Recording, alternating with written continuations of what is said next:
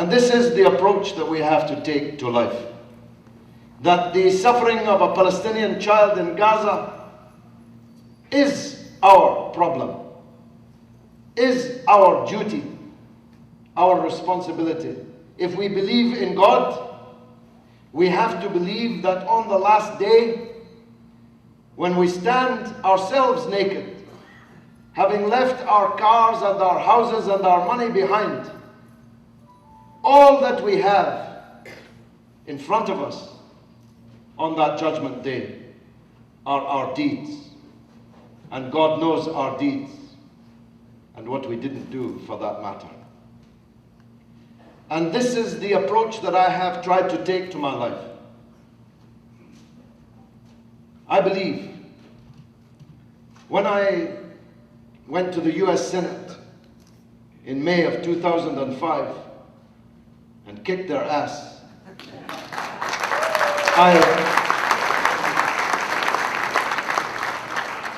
there was a senator, now an ex-senator, alhamdulillah, Senator Norman Coleman, that'll teach him.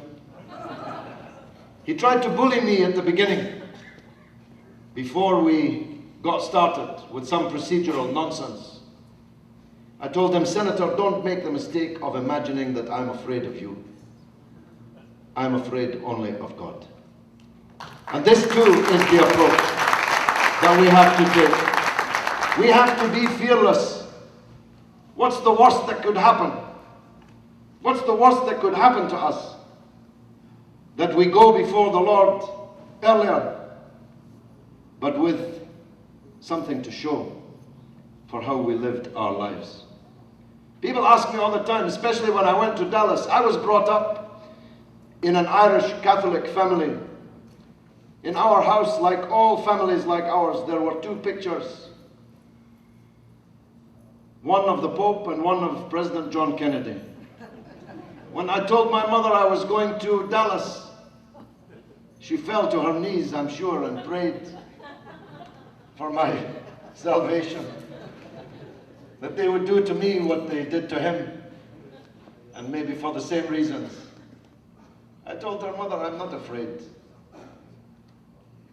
I'm 54. How much longer will I live? 20 years? 30 years? If I should die in Dallas on a speaking tour to try to bring relief to the suffering Palestinian people in Gaza, what better way to go than that?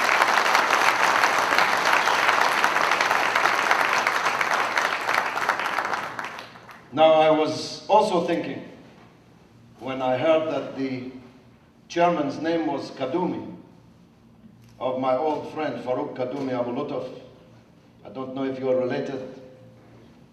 My dear friend, whom I first met when I was living in Beirut with President Arafat in Fakani in 1977.